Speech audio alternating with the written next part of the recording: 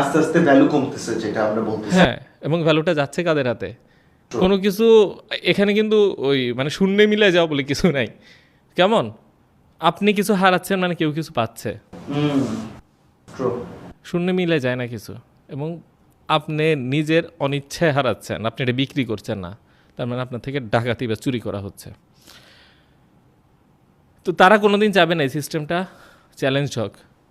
সব মিডিয়া, সব শক্তি তাদের পক্ষে কাজ করবে, কারণ তারা 250 বছর ধরে এই সিস্টেমে সেট করে ফেলছে সব। এখন আপনি এসে বলতেছেন কি যে হ্যাঁ হ্যাঁ আমার ঘুম ভাঙছে, হ্যাঁ এখন আমি কী করবো? না, আপনাকে দরজা লক করলো, দরজার চারপাশে ওই ব্যারিকেড দিল, তার চারপাশে সেনাবাহিনী নিয়োগ করলো, তারপর সব জায়গায় সিসি ক্যামেরা লাগালো, তারপরে এই রুমে আমাদের হুশ হলো, এখন কি করবো?